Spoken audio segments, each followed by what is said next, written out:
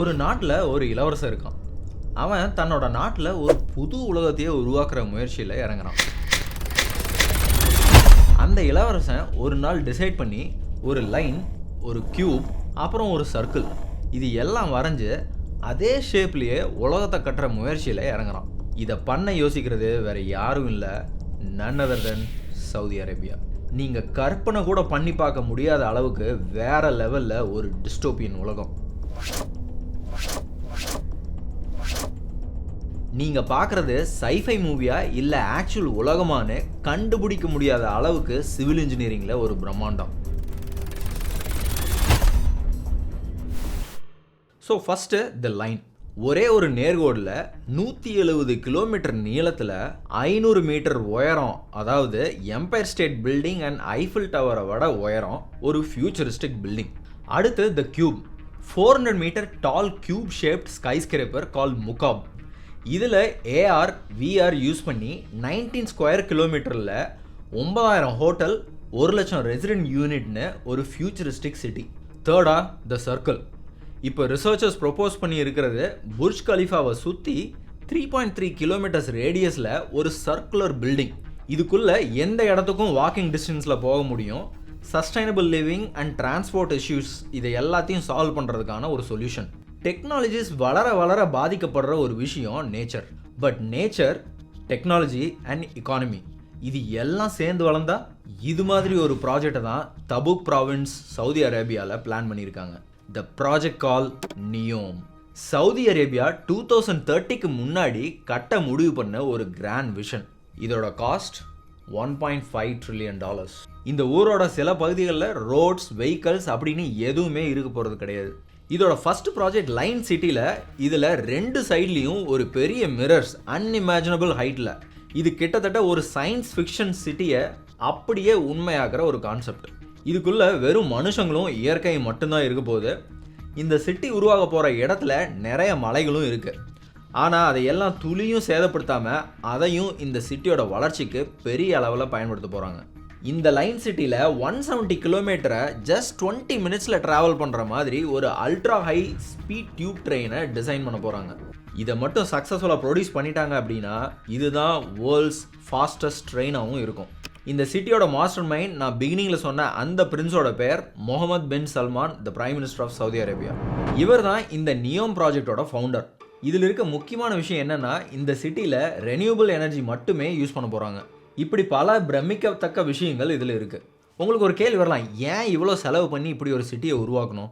இந்த டெக்னாலஜி எல்லாம் டெவலப் பண்ணி இந்த நியோம் ப்ராஜெக்டை சவுதி அரேபியா சக்ஸஸ்ஃபுல்லாக 2030க்குள்ளே கம்ப்ளீட் பண்ண முடியுமா? இதுக்கு யாரெல்லாம் ஸ்பான்சர் பண்ண போகிறா? இவ்வளோ காசுக்கு அவங்களுக்கு எங்கே போவாங்க? அவங்கள்ட்ட ஆல்ரெடி இருக்கா? அப்படியே கம்ப்ளீட் பண்ணாலும் அப்படி பண்ணுறதுல இருக்கிற டிஃபிகல்ட்டிஸ் என்ன?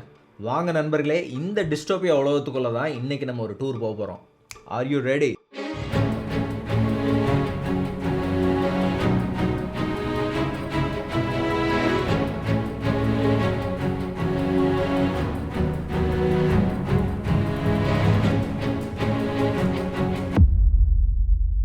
சரி, இப்போ சவுதி அரேபியா இந்த நியோம் ப்ராஜெக்ட் ஸ்டார்ட் பண்ணதுக்கான காரணம் என்னன்னு பார்க்கலாம். 1938 வரை சவுதி அரேபியா பொருளாதாரத்தில் ரொம்பவே பின்தங்கிய நாடாக தான் இருந்துச்சு. ஆனால் இப்போ சவுதி அரேபியாவோட ஜிடிபி வேல்யூ $1.4 trillion. சவுதி அரேபியாவோட இந்த எக்கனாமிக் க்ரோத்துக்கு காரணம் அங்கே இருக்கிற எண்ணெய் வளம். ஒரு நாளைக்கு 10 மில்லியன் பேரல்ஸ் க்ரூட் ஆயிலை உற்பத்தி செஞ்சு 85 நாடுகளுக்கு எக்ஸ்போர்ட் பண்ணிட்டு இருக்காங்க. அமெரிக்காவுக்கு அடுத்ததாக எண்ணெய் உற்பத்தி செய்கிறதுல 2வது பெரிய நாடு சவுதி அரேபியா தான். ஆனால் இப்போ கலிஃபோர்னியாவில் இருக்க ஸ்டான்ஃபோர்ட் யூனிவர்சிட்டியில் நடந்த ஒரு ரிசர்ச் மூலமாக 2052க்கு அப்புறமா உலகத்தில் இருக்க மொத்த எண்ணெயோட வளமும் தீர்ந்து போயிடும் அப்படின்னு சொல்லியிருக்காங்க. ஆனால் சவுதி அரேபியாவோட பொருளாதாரம் 46% இந்த க்ரூட் ஆயிலை மட்டுமே டிபெண்ட் பண்ணியிருக்கு. ஸோ இந்த க்ரூட் ஆயிலோட ரிசோர்ஸ் தான் சவுதி அரேபியாவோட முதுகெலும்பு அப்படின்னு சொல்லலாம். இந்த நிலை அவரோட நாட்டுக்கு வரக்கூடாது அப்படின்னு யோசித்த சவுதி அரேபியாவோட crown prince and prime minister Mohammed bin Salman Neom ப்ராஜெக்டை அஃபிஷியலாக 2017 அக்டோபரில் அனௌன்ஸ் பண்ணார். சவுதி விஷன் 2030ல் health, education, infra, tourism and non oil எக்ஸ்போர்ட்ஸில் ஃபுல் டெவலப்மெண்ட் கொண்டு வர்றது தான் சவுதி அரேபியாவோட பிளான். இந்த நியோம் ஸ்மார்ட் சிட்டி பிளானும் இந்த விஷனோட ஒரு பார்ட் தான். இந்த ஹோல் ப்ராஜெக்டையும் 2030க்குள்ளே முடிக்க போகிறதா ஒரு அக்ரஸிவ் கோல். இந்த நியோம் சிட்டியை சவுதி அரேபியாவோட தபூக் மாகாணத்தில் உருவாக்குறாங்க. குறிப்பாக இந்த தபூக் ப்ராவின்ஸை நியோம் ப்ராஜெக்ட்டுக்கு செலக்ட் பண்ணதுக்கான காரணம் என்ன அப்படின்னா இந்த பகுதியில் இருக்கிற மிதமான காலநிலை தான். சவுதி அரேபியாவில் நம்மளுக்கு எல்லாம் தெரிஞ்ச மாதிரி அதிகபட்சம் பாலைவனமாக தான் இருக்கும். ஸோ அங்கே காலையில் வெப்பம் 45 டிகிரி வரை போகலாம். அதே மாதிரி இரவு நேரத்தில் கடுமையான குளிரும் இருக்கும். ஸோ இவங்க சூஸ் பண்ண இந்த ரீஜனில் மாடரேட் கிளைமேட் தான் எப்பவுமே இருக்கும். நியோ அப்படின்றது ஒரு க்ரீக் வேர்ட். இதுக்கு நியூ அப்படின்னு அர்த்தம். And M stands for Mustaqbal. முஸ்தக்பால்ன்றதுக்கு அர்த்தம் ஃபியூச்சர். ஸோ புதிய எதிர்காலம் அப்படின்றது தான் நியோம் அப்படின்ற வார்த்தைக்கான அர்த்தம். பேருக்கு ஏற்ற மாதிரியே இந்த நியோம் சிட்டியும் உண்மையாலுமே ஒரு புதிய உலகம் தான். ஸோ இந்த நியோம் ப்ராஜெக்டில் மொத்தம் 16 டிஃப்ரெண்ட் ரீஜன்ஸை பிளான் பண்ணியிருக்காங்க. நார்த் வெஸ்ட் சவுதி அரேபியாவில் 26,500 ஸ்கொயர் கிலோமீட்டரில் ஒரு மெகா ப்ராஜெக்ட். அதில் 4 ரீஜன்ஸ் நான் சொன்ன மாதிரி ஆல்ரெடி அனௌன்ஸ் பண்ணிட்டாங்க. இன்னும் 12 ரீஜன்ஸ் பாக்கி. இதில் இந்த ஃபர்ஸ்ட் 4 ப்ராஜெக்ட் பற்றி டீட்டெயிலாக பார்க்கலாம். So first the line, second the Oxagon, third the Trojena, fourth the சிண்டலா.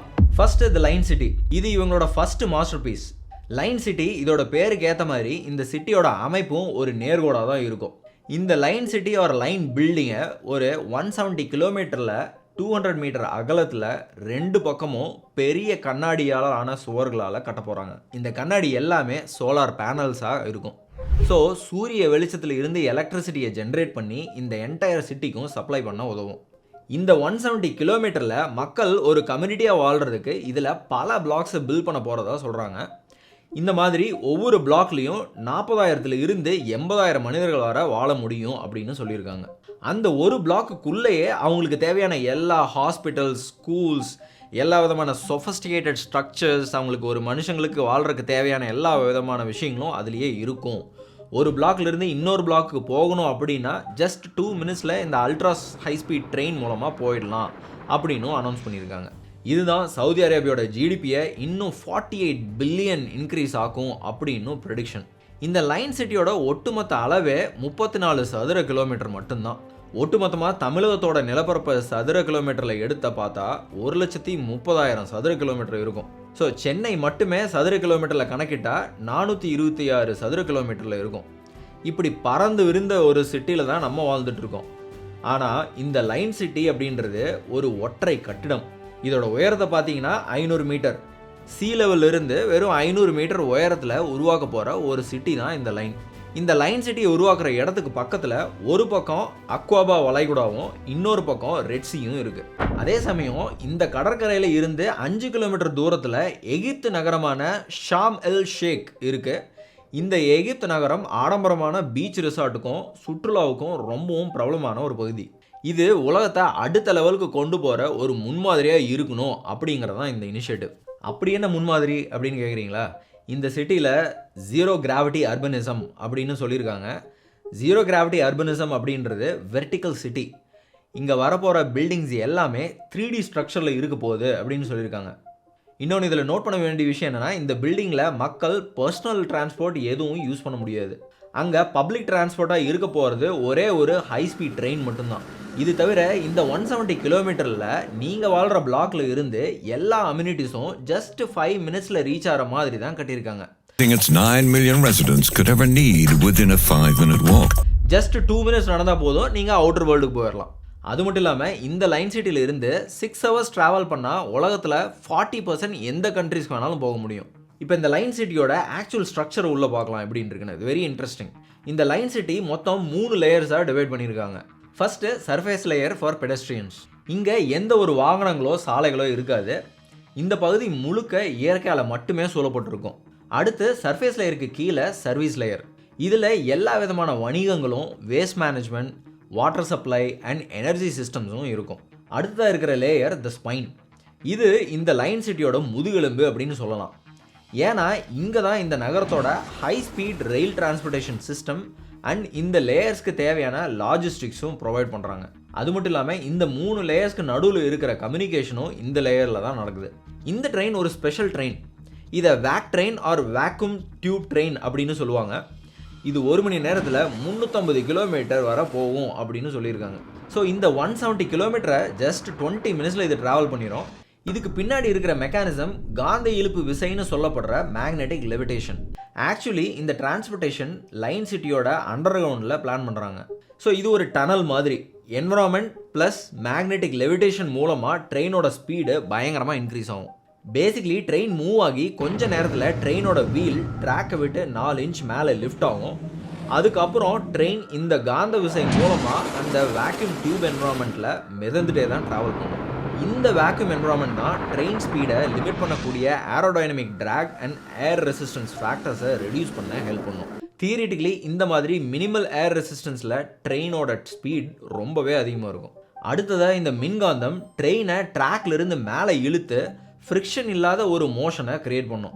So vacuum என்விரான்மெண்ட்டை சுற்றி இருக்கிற மின்காந்த விசை ட்ரெயினை மிதக்க வச்சு அதிக வேகமாக ட்ராவல் பண்ண வைக்கும். இந்த ட்ரெயினை இயக்கிறதுக்காக தான் இந்த நியோம் சிட்டியை நேர்கோடில் பிளான் பண்ணியிருக்காங்க. டேர்னிங் இருந்ததுன்னா ட்ரெயின் ஸ்லோவாக வேண்டியது இருக்கும். ஸோ இங்கே அதனால தான் இதை நேர்கோடில் பிளான் பண்ணியிருக்காங்க. Efficient transportation. Second, Oxagon region. இது நியோம் சிட்டியோட தென்மேற்கு மூலையில் ரெட் சீயோட கடற்கரை கிட்ட லொக்கேட் ஆகிருக்கு. இந்த ரீஜியன் ஆக்டோகன் ஷேப்பில் பாதி கடற்கரையிலையும் பாதி ரெட் சீயோட மேற்பரப்புலையும் மிதந்துட்டு இருக்கும். இந்த ரீஜியனோட மொத்த அளவு 48 சதுர கிலோமீட்டர். இது மட்டும் சக்ஸஸ்ஃபுல்லாக கம்ப்ளீட் பண்ணிட்டாங்க அப்படின்னா இதுதான் உலகத்திலேயே மிகப்பெரிய ஃப்ளோட்டிங் ஸ்ட்ரக்சராக இருக்கும். இது ஒரு ஸ்ட்ராட்டஜிக் மூவ். ஏன்னா இந்த ரீஜியனை இன்டகிரேட்டட் போர்ட் அண்ட் லாஜிஸ்டிக் சென்டராகவும் பயன்படுத்த முடியும் இவங்களால். அதாவது விநியோக மையம். மேனுஃபேக்சர் பண்ணி முடித்த கூட்ஸை இங்கே ஸ்டோர் பண்ணி கப்பல் போக்குவரத்து மூலியமாக மற்ற இடங்களுக்கு இங்கிருந்து இவங்களால எக்ஸ்போர்ட் பண்ணவும் முடியும். அது மட்டும் இல்லாமல் இங்கே ரெனியூபிள் எனர்ஜி அண்ட் க்ரீன் ஹைட்ரஜனை மேனுஃபேக்சர் பண்ணுற டெக்னாலஜிஸை டெவலப் பண்ண போகிறதாகவும் சொல்லியிருக்காங்க. ஸோ இந்த ஆக்ஸகான் ரீஜன் முழுக்க முழுக்க ரெனியூபிள் எனர்ஜியை மட்டுமே யூஸ் பண்ணுறது தான் இதோட முதல் நோக்கம். அண்ட் இங்கே நடக்கிற எக்ஸ்போர்ட்டில் ஏஐ, ஐஓடி அண்ட் ரோபாட் மாதிரியான டெக்னாலஜிஸையும் யூஸ் பண்ண போகிறது தான் பிளான். இந்த ஆர்டிஃபிஷியல் இன்டெலிஜென்ஸில் ஆர்டிஃபிஷியல் மூனும் இருக்க போகுது. கரெக்ட் மக்களே, மூன், ஆர்டிஃபிஷியல் மூன். தேர்டு, ட்ரோஜனா. இது நத்திங் பட் பாலைவனத்தில் ஒரு ஸ்கீயிங் ரிசார்ட், சாராவத் மவுண்டன்ஸ் பக்கத்தில். அதாவது பனிமலை டூரிசம் அண்ட் கேம்ஸுக்காக ஒரு ப்ராஜெக்ட். இந்த ட்ரோஜனா அப்படின்ற புதிய உலகத்தை கல்ஃப் ஆஃப் அக்யூபா அப்படின்ற பகுதியில் இருந்து 50 கிலோமீட்டர் தள்ளி 1400 சதுர கிலோமீட்டரில் உருவாக்க போகிறாங்க. இங்கே டெம்பரேச்சர் 10 டிகிரி செல்சியஸில் இருக்க போகுது அண்ட் வின்டரில் 0வும் ஆகும். இந்த சிட்டி இவங்க கிங்டமோட ஜிடிபியை 800 மில்லியன் கொண்டு போகும் அப்படின்னு ப்ரெடிக்ஷன். அது மட்டும் இல்லாமல் இங்கே 2029 ஏஷியன் கேம்ஸ் நடத்தவும் பிளான் பண்ணிட்டாங்க. 32 நாடுகளை சேர்ந்தவங்க இந்த ஏஷியன் கேம்ஸுக்காக சவுதி அரேபியாவுக்கு வருவாங்க.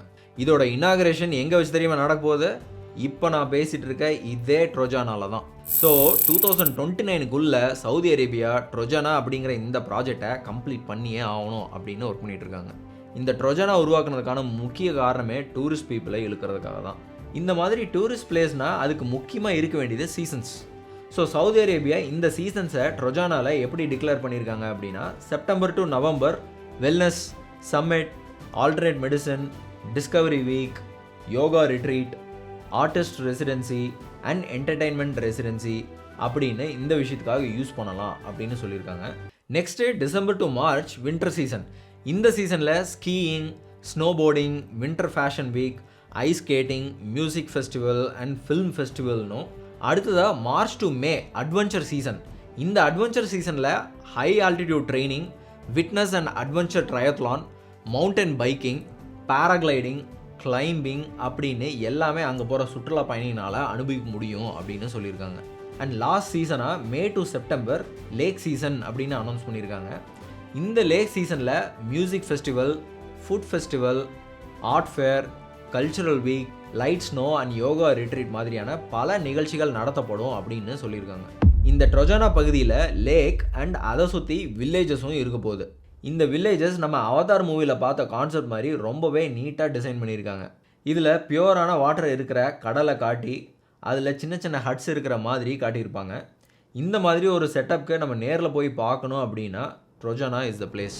ஃபோர்த் ரீஜன் தான் சிண்டலா. இந்த ரீஜன் மொத்தத்தையும் ஒரு high and luxury island and tourist ஹப்பாக கன்ஸ்ட்ரக்ட் பண்ண போகிறாங்க. ஸோ இந்த ரீஜன் டூரிசம் மூலமாக வர ரெவன்யூ சவுதி அரேபியாவோட எக்கனாமிக் க்ரோத்தில் பெரிய பங்காக இருக்கும் அப்படின்னு இவங்க நம்புகிறாங்க. அதே மாதிரி இங்கே வெர்டிக்கல் ஃபார்மிங் அப்படின்ற ஒரு கான்செப்டை இன்ட்ரடியூஸ் பண்ண போகிறாங்க. இதுக்கான ஸ்ட்ரக்சர் வேலை எல்லாமே சவுதி அரேபியாவில் ஆல்ரெடி தொடங்கிட்டாங்க. இதில் Marina, yak club, golf courses, sports clubs, beach clubs and ஒரு ஸ்டன்னிங் சீ வியூவோட இருக்க ரிசார்ட் அப்படின்னு நிறைய பொழுதுபோக்கு விஷயங்கள் இந்த பகுதியில் இருக்கும். இந்த நியாம் சிட்டி மற்ற சிட்டியை விட ரொம்பவே டிஃப்ரெண்ட்டானதாக இருக்க போகுது. ஏன் அப்படின்னா இந்த சிட்டியோட முழு எலக்ட்ரிசிட்டி, டிரான்ஸ்போர்ட், இண்டஸ்ட்ரீஸ் அப்படின்னு எல்லாமே ரெனியூபிள் எனர்ஜி மூலமாக மட்டுமே இயங்க போகுது. இந்த லைன் சிட்டி ரெட் சிட்டியோட கடற்கரை ஓரமாக லொக்கேட் ஆகிருக்கு அப்படின்னு நான் சொன்னேன் இல்லையா. இதோட பெரும் பகுதி 4500 அடி உயரமான மலைகளையும் தாண்டி தான் போகுது. பட் இந்த சிட்டியை உருவாக்குறதுக்காக எந்த ஒரு மலையும் அழிக்கப்படாது அப்படின்னு சொல்லியிருக்காங்க.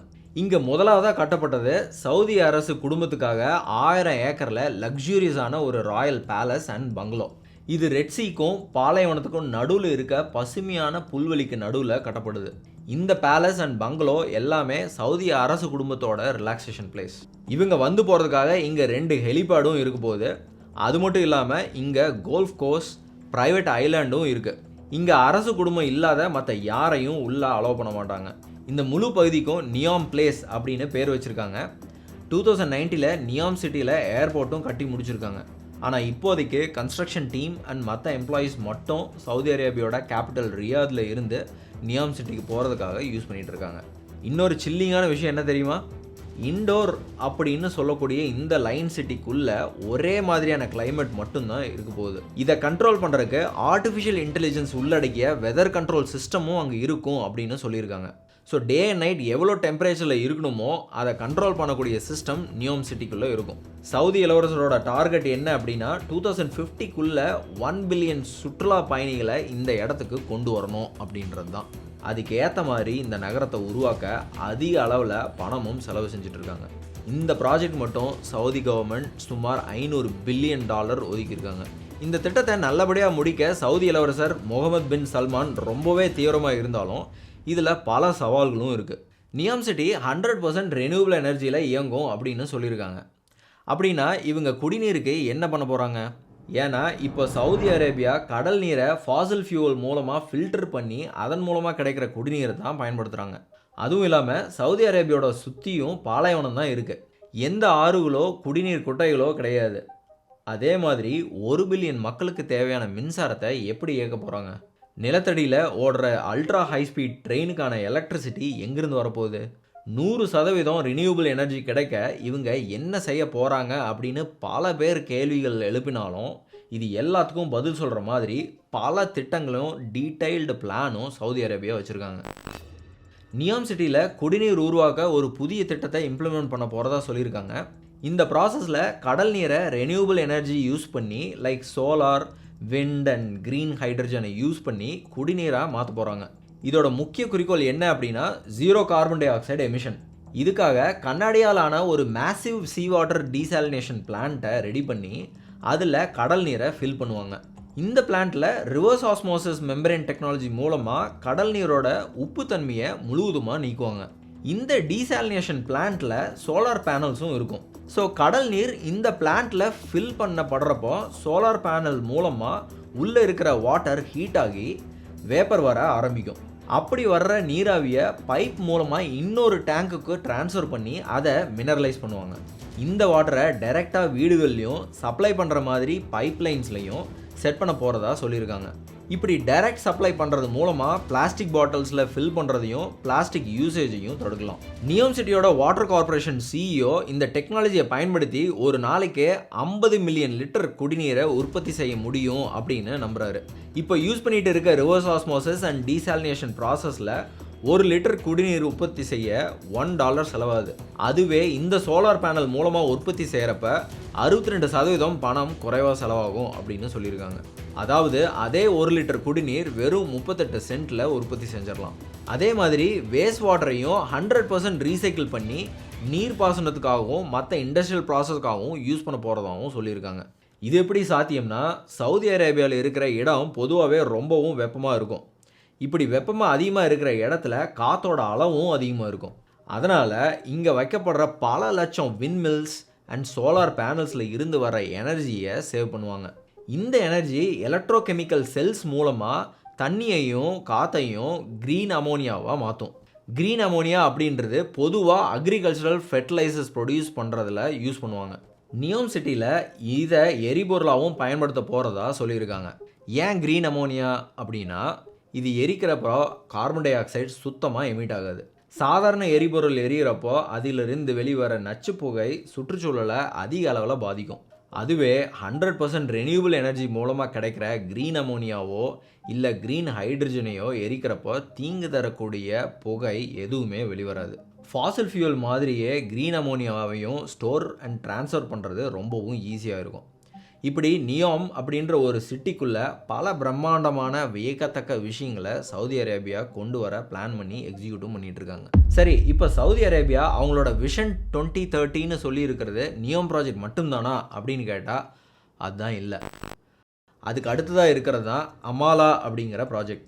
அமாலா அப்படிங்கிறதுக்கான மீனிங் என்ன அப்படின்னா ஹோப். பொதுவாக இந்த சவுதி அரேபியாவுக்கு மக்கள் அதிகமாக போகிறதுக்கான காரணம் என்ன அப்படின்னா மெடிக்கல் தான். ஸோ ஏன் இந்த மெடிக்கலை வச்சே நம்ம டூரிசம் உருவாக்கக்கூடாது அப்படின்னு முகமது பின் சல்மான் நினைக்கிறாரு. அப்போ தான் 2024 இந்த அமாலா அப்படின்ற ப்ராஜெக்டை இனிஷியேட் பண்ணாங்க. இது 2027 கம்ப்ளீட் பண்ணிடுவோம் அப்படின்னு சொல்லியிருக்காங்க. ஸோ இந்த ப்ராஜெக்ட் முடிகிறப்போ இங்கே more than 2500 hotel rooms, 700 private residential villas, more than 200 outlets, இது மட்டும் இல்லாமல் பிரம்மாண்டமாக இருக்கக்கூடிய library, museum, organic farming, hospitals அப்படின்னு எல்லாமே உள்ளடக்கிய இந்த அமாலா ரீஜியன் இருக்கும் அப்படின்னு சொல்லியிருக்காங்க. இந்த அமாலா ரீஜியனை 3 பகுதியாக பிரிக்கிறாங்க. இதில் முதல் பகுதியாக வர்றது தான் ட்ரிபிள் பே. இந்த ட்ரிபிள் பேயில் தான் விசை படகுகள், நவீன ரக படகுகள் அப்படின்னு இதோட போட்டிகள் எல்லாம் நடக்கும். இது தவிர மற்ற entertainment like music, songs, dance அப்படின்னு எல்லாமே இருக்கிற முதல்கட்ட இடமா தான் இந்த ட்ரிபிள் பே இருக்க போகுது.